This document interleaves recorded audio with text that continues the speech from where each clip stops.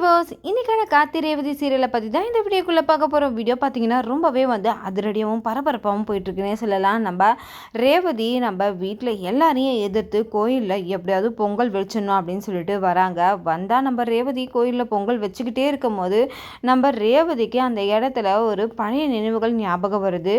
உடனே நம்ம ரேவதியோட முகம்லாம் மாற ஆரம்பிச்சிருது. உடனே நம்ம ரேவதிக்கு நம்ம கார்த்தி கூட இருந்த பல கனவுகள்லாம் வர ஆரம்பிக்குது. அந்த இடத்துல அது நம்ம ரேவதிக்கு புரியாதனால நம்ம ரோகிணி கிட்ட சொல்றாங்க.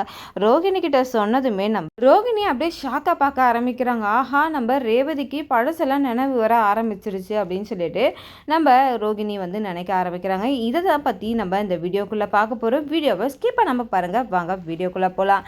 இந்த பக்கம் பார்த்தீங்கன்னா சந்திராவையும் சிவனாண்டி எல்லாரையும் காட்டுறாங்க. அவங்க 3 பேரையுமே முத்துவேலெல்லாம் இப்போ அவங்க 2 பேரையும் சேர்ந்து ஒரு திட்டத்தை போடுறாங்க. இவன் தான் அந்த கார்த்தி துரத்துன அந்த முருகனா அப்படின்னு கேட்குறாங்க. ஆமாம் சந்திரா, அவன் தான் அப்படின்றாங்க. நம்ம சந்திராவுக்கு ஒன்றுமே புரியல. இவனை பார்த்ததுமே அப்போ நம்ம கார்த்தி ஒரு இதுவை தேடிட்டு வராங்க, இந்த திருடனை வீட்டுக்கு. அந்த நிச்சயதார்த்தம் நடக்கும்போது, அந்த பூஜை நடக்கும்போது அப்போ நம்ம சந்திரா எல்லா ஃப்ளாஷ்பேக்கையும் நினச்சி பார்க்குறாங்க. இந்த மாதிரி ஒரு திருடன் மேலே எகிர்க்குச்சதை பார்த்தோம், அதனால தான் உங்கள் வீட்டுக்குள்ளே நான் வந்தேன் அப்படின்னு சொல்லிட்டு நம்ம கார்த்தி சொல்கிறாங்கல்ல. அதெல்லாம் நம்ம சந்திரா ரிமைண்ட் பண்ணி பார்க்குறாங்க. இந்த பக்கம் அதுவும் இல்லாமல் நம்ம மருது வீட்டுக்குள்ளே இருக்கிற விஷயம் யாருக்குமே தெரியாதனால நம்ம சந்திரா கேட்குறாங்க, நீங்கள் எப்படி உள்ளே வந்தீங்க அப்படின்னு கேட்கும்போது, இல்லை எனக்கு ஒரு மீட்டிங் இருந்தது, அதனால் நான் எப்போவோ வீட்டுக்கு வந்து அப்படி சொல்கிறாங்க. ஆனால் யாருக்கு முன்னாடியே அவர் போகாதனால நம்ம சந்திராக்கு இன்னும் டவுட் அதிகமாகிடுது.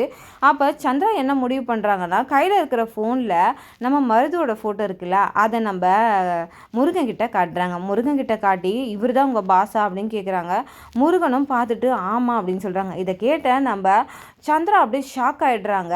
அப்போ நம்ம சிவனாண்டிக்கு ஒன்றுமே புரியாதனால நம்ம சிவனாண்டி ரொம்பவே குழப்பத்தில் இருக்காங்க. உடனே நம்ம சந்திரா, சரி சரி, உனக்கு ஆன இடம் இதுதான், நீ தப்பிக்கலாம் முயற்சி பண்ணாது, ஏன்னா உன்னை சேஃபாக நாங்கள் பார்த்துப்போம், நீ மட்டும் அந்த கார்த்திகிட்ட மாட்டினா கண்டிப்பாக உன்னை விட மாட்டான் அப்படின்னு சொல்லிட்டு நம்ம சந்திரா அந்த இடத்த விட்டு போயிட்டு சிவனாண்டி கிட்ட பேசுகிறாங்க. என்ன சந்திரா இங்கே நடக்குது, எனக்கு ஒன்றுமே புரியல, நீ என்ன பேசுகிற அவன்கிட்ட அப்படின்றாங்க.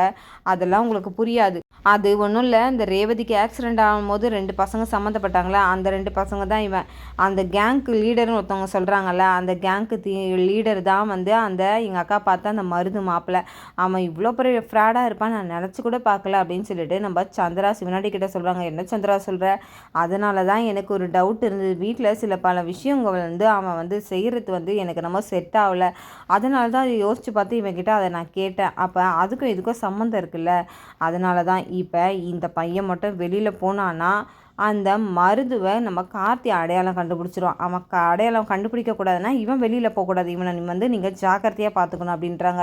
சரி சந்திரா, அதுக்கும் இதுக்கும் என்ன சம்மந்தம்? ஆமாம், இப்போ எங்கள் அக்கா என்ன மாதிரி ஒரு மாப்பிள்ளையை பார்த்து வச்சுருக்கா அப்படின்னு சொல்லிட்டு நம்ம சந்திரா சிரிக்க ஆரம்பிச்சிடறாங்க. என்ன சந்திரா அப்படின்னா, ஆமாங்க, அந்த ரேவதி மட்டும் இந்த மருதுவை கல்யாணம் பண்ணிக்கிட்டா இவளோட வாழ்க்கையே ஒன்றும் இல்லாமல் சீரழிஞ்சு போயிடும் அப்படின்றாங்க. ஆமாம், நீ நினைக்கிறதும் கரெக்டு தான் அப்படின்றாங்க. அதுக்கு தான் நான் சொல்கிறேன், இந்த பையனை வெளியில் விடாமல் பார்த்துக்கங்க, அந்த கல்யாணம் முடிகிற வரைக்கும் அவளுக்கு நம்ம கொடுக்குற பெரிய ஆப்பே அதுதான்.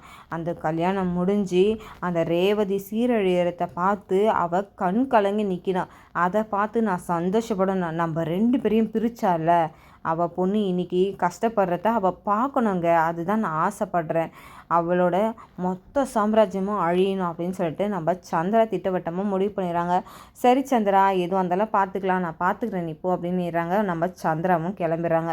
இந்த பக்கம் நம்ம ரேவதியை தான் காட்டுறாங்கங்க. ரேவதி மாடியிலேருந்து வராங்க. மறுநாள் எல்லாருமே ஹாலில் இருக்காங்க. ஹாலில் இருக்கும்போது நம்ம சாமி சரி ரொம்பவே ஆழ்ந்த சிந்தனையில் யோசிச்சுட்ருக்காங்க. அப்போ ரேவதி வராங்க. என்ன ரேவதி, ஆஃபீஸ்க்கு போறியா அப்படின்னு கேட்குறாங்க. நான் ஆஃபீஸ்க்கெலாம் போகல, பக்கத்து ஊரில் நடக்கிற கோயில் திருவிழாவுக்கு போக போகிறேன், அங்கே உரியடி பொங்கல் நடக்குதுல்ல, அதை வைக்க போகிறேன் அப்படின்னும் போது, என்னடி என்ன ஆஃபீஸ்க்கே உன்னை போகக்கூடாது சொல்கிறேன், இப்போ என்ன கோயிலுக்கு போகிறேன் அப்படின்ற, என்னம்மா ஆஃபீஸ்க்கு போகக்கூடாதுன்னா கோயிலுக்கு போகக்கூடாதா, என்னோடய விருப்பப்படி நான் செய்யக்கூடாதா அப்படின்றாங்க. அது இல்லை, இன்னும் 2 நாளில் கல்யாணம், அதுக்காக தான் சொல்கிறேன், கல்யாணம் தான் நான் சம்மதிச்சிட்டேன்ல, அப்புறம் என்ன உங்களுக்கு அப்படின்ட்டு நம்ம ரேவதி சொல்கிறாங்க. எனக்கு முக்கியமான ஒரு வேண்டுதல் இருக்குது, அந்த வேண்டுதலை நிறைவேற்றுறேன்னா இந்த பொங்கல் நான் வச்சு தான் ஆகணும் அப்படின்னு சொல்லிட்டு நம்ம ரேவதி சொல்கிறத கேட்டு நம்ம சந்திரா சும்மா இருப்பாங்களா, உடனே விறுவிறுன்னு வராங்க. என்ன ரேவதி, அம்மா சொன்னால் கேட்க மாட்டியா, அம்மா உன்னை எங்கேயும் வெளில போகக்கூடாது சொன்னால் நீ கேட்டுட்டு இரு அப்படின்னு அப்படின்றாங்க. உடனே சித்தி நான் தான் சொன்னல என்னோட விஷயத்தில் நான் வந்து முடிவெடுக்கிறது தான். எனக்கு இப்போ பொங்கல் வைக்கணும்னு தோணுது. என்னோட பெரிய வேண்டுதலை நான் நிறைவேற்றணும் அப்படின்றாங்க. அப்படி என்ன உனக்கு வேண்டுதல்? அந்த வேண்டுதலை கொஞ்சம் எங்ககிட்ட தான் சொல்ல அப்படின்றாங்க. வேண்டுதலை யாராவது வெளியில் சொல்லுவாங்களா? நான் சொல்ல மாட்டேன். எனக்கும் கடவுளுக்கும் இருக்கிற ஒரு நெருக்கமான ஒரு விஷயம் அது. அது உங்ககிட்ட சொல்லிட்டு நான் சாமி எனக்கு கண்ணை குத்திரும் அப்படின்ட்டு என்னென்னமோ சொல்லி சமாளித்து நம்ம ரேவதி பொங்கல் வைக்க கிளம்புறாங்க. அப்போ ரோகிணி கூப்பிட்றாங்க, நீங்கள் வரீங்களாக்கா அப்படின்ட்டு. வரேன் அப்படின்னு சொல்லிட்டு நம்ம மயிலும் சொல்கிறாங்க, எங்களுக்கும் ஒரு வேண்டுதல் இருக்குது, நாங்களும் வரோம் அப்படின்னு சொல்லிட்டு சந்தோஷமாக கிளம்புறாங்க.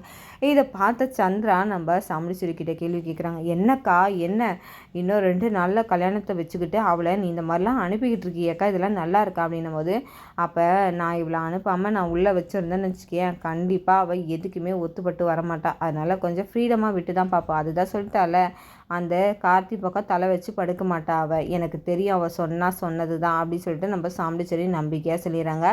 இந்த பக்கம் பார்த்திங்கன்னா மறுபடியும் நம்ம சந்திரா வந்து சிவனாண்டிக்கு ஃபோன் பண்ணி நான் வரேன் அப்படின்னு சொல்லிட்டு போகிறாங்க. அங்கே போனால் நம்ம சிவனாண்டியை காட்டுறாங்க. இந்த பக்கம் நம்ம சிவனாண்டிக்கிட்ட நம்ம சந்திரா சொல்கிறாங்க, இந்த மாதிரி எதுக்கு சந்திரா இப்போ அவசரமாக வந்திருக்கேன்னா, இல்லை எனக்கு என்னமோ இது வந்து ஒரு தப்பாக பட்டுட்ருக்கு, நம்ம ரேவதி கல்யாணம் இன்னும் 2 நாளில் இருக்குல்ல, இது இன்றைக்கே நடக்கிற மாதிரி ஏதாவது ஒரு பிளானை பண்ணோம், சாமியார் ஒருத்தரை ஏற்பாடு பண்ணி அதை அக்கா கிட்டே போய் சொல்லி அவர் வந்து இன்றைக்கே கல்யாணத்தை வைக்கணும் அப்படின்னு சொல்கிற மாதிரி நம்ம ஒரு செட்டப்பை செட் பண்ணணும் அப்படின்னுறாங்க.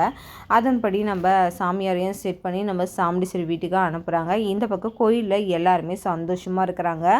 நம்ம ரேவதி கார்த்தியை பார்த்து ஒரே சந்தோஷத்தோட மாமா மாமா அப்படின்னு சொல்லிட்டு பேசிக்கிட்டு இருக்காங்க. இதை பார்த்த நம்ம ரேவதி, நான் பொங்கல் வைக்க போகிறேன், எனக்கான இடத்த ஒதுக்கி கொடுங்கன்னு கேட்கும்போது கார்த்தி சொல்கிறாங்க, நீங்கள் தானே சொன்னீங்க இது உங்களுக்கு மட்டும் பொதுவான இடம் இல்லை அப்படின்னு சொல்லிட்டு, உங்களுக்கு எந்த இடத்துல வைக்கணுமா அங்கே வைங்க அப்படின்னு சொல்கிறாங்க. அப்போ நம்ம மயில்கிட்ட நம்ம கார்த்தி ஓரமாக போய் பேசுகிறாங்க. நம்ம முருகனை பற்றி சொல்கிறாங்க. அதுக்கப்புறம் மருதுவை பற்றியும் சொல்கிறாங்க. என்னப்பா அவன் இவ்வளோ பெரிய ஃப்ராடாக இருக்கான் அப்படின்னு சொல்லிட்டு எனக்குமே ஒன்றுமே புரியலங்க, என்ன பண்ணுறதுனே. இப்போ அந்த முருகனை கண்டுபிடிக்கணும். அந்த முருகன் கிடச்சா மட்டும்தான் நம்ம மருது வந்து குற்றவாளின்னு சொல்லிட்டு நம்ம நிரூபிக்க முடியும் அப்படின்னு சொல்கிறாங்க. இல்லைன்னா அந்த ஹாஸ்பிட்டலில் இருக்க பொண்ணு வந்து எந்திரிச்சு வரணும் அப்படின்றாங்க. அதுக்கு நம்ம மயில் என்ன சொல்கிறாங்கன்னா, நீ எதுக்கும் கவலைப்படாதப்பா, கடவுள் நம்ம கூட இருக்கார், இன்னும் 2 நாள் இருக்குது, அந்த 2 நாளில் எப்படியாவது ஏதாவது ஒரு விஷயத்தில் நம்மளுக்கு கடவுள் உதவி செய்வார்னு சொல்லிட்டு ரொம்பவே தன்னம்பிக்கையாக வந்து கார்த்திக்கு நம்பிக்கை கொடுக்குறாங்க. இந்த பக்கம் சந்திரா நினச்ச மாதிரியே சாமுண்டீஸ்வரி கிட்ட வந்து பேசி எப்படியும் ஏற்பாடு பண்ணிடுறாங்க. வீட்டில் எல்லாருமே வராங்க வீட்டுக்கு. அப்போ வீட்டில் எல்லோரும் முன்னாடியே சொல்கிறாங்க, இந்த மாதிரி ரேவதிக்கு நாளைக்கே கல்யாணம் அப்படின்னு சொல்லிடுறாங்க. இதை கேட்ட ரேவதி ரோகிணி எல்லாருமே ஷாக் ஆகிடுறாங்க. இந்த பக்கம் வந்து கார்த்திக்கிட்டேயும் சொல்கிறாங்க. கார்த்தி சொல்கிறாங்க, எனக்கு நான் அந்த இடத்துக்கு வர மாட்டேன், ஆனால் ரேவதிக்கு என் மேலே பாசம் இருக்குது, அதனால் அந்த பாசம் அவளுக்கு பழைய நினைவுகளெல்லாம் கொண்டு வரும்னு சொல்லிட்டு நம்ம கார்த்தியும் சொல்லிடுறாங்க. இந்த பக்கம் என்ன பண்ணுறதுன்னு தெரியாம முடிச்சிட்டு இருக்காங்க. என்னதான் பண்ண போறாங்க அப்படின்றத நம்ம பொறுத்திருந்து பார்க்கலாம். நம்ம ரேவதியோட உண்மையான காதல் சேருமா, இல்லை ரேவதிக்கு தாலி கட்டுற நேரத்தில் அவங்களுக்கு மருதுவோட உண்மையான முகத்தை தெரிஞ்சுப்பாங்களா, இல்லை நம்ம கார்த்தி தான் அவங்களோட புருஷன்றதை தெரிஞ்சுப்பாங்களான்ட்டு அடுத்து வரக்கூடிய வீடியோவில் நம்ம பொறுத்திருந்து பார்க்கறதுக்கு முன்னாடி என்னோட ரிவ்யூ உங்களுக்கு பிடிச்சிருந்தா மறக்காமல் உங்களோட கமெண்ட்களை என்னோட கமெண்ட் பாக்ஸில் தெரிவிங்க. வீடியோ பார்த்துட்டு இருக்கவங்க எல்லாருமே என்னோட சேனலுக்கு சப்போர்ட் பண்ணுங்கள். தேங்க்யூ.